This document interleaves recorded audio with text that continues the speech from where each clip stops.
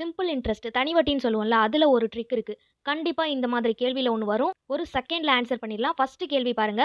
பின்வருவனவற்றில் எது ரூபாய் 1000 அசலுக்காக ஓராண்டு 10% என்ற வீதத்தில் தனி வட்டியாகும்னு கேட்டிருக்காங்க. இந்த மாதிரி தனி வட்டி கேட்டு, அசல், வட்டி வீதம், ஆண்டு குடுத்துட்டாங்க அப்படின்னா, அசல்ல 0 இருக்கான்னு பாருங்க. லாஸ்ட் 2 0வ மட்டும் கேன்சல் பண்ணிருங்க.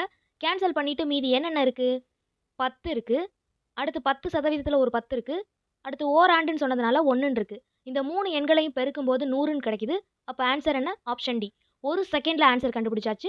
இப்ப 2வது கேள்வி பார்க்கலாம். ரூபாய் 1000க்கு 10% வட்டி வீதம் 2 ஆண்டுகளுக்கு தனி வட்டி அப்படின்னு கேட்டிருக்காங்க. அசல் குடுத்துட்டாங்க, வட்டி வீதம் குடுத்துட்டாங்க, ஆண்டு குடுத்துட்டாங்க. தனி வட்டி தானே கேட்டிருக்காங்க. அப்போ அசல்ல 0 இருக்கான்னு பாருங்க. 2 0வ மட்டும் கேன்சல் பண்ணுங்க. மீதி என்ன இருக்கும்? ஒரே ஒரு 10 மட்டும் இருக்கும். அடுத்து 10%ல ஒரு 10 இருக்கு. ஆண்டு 2 ஆண்டுன்னு சொன்னதுனால அதுல ஒரு 2 இருக்கு. இப்ப 3லயும் பெருக்கணும் அப்படின்னா, 3 எண்களையும் பெருக்கணும் அப்படின்னா 200ன்னு கிடைக்குது. அப்ப ஆப்ஷன் பி 200 தான் ஆன்சர்.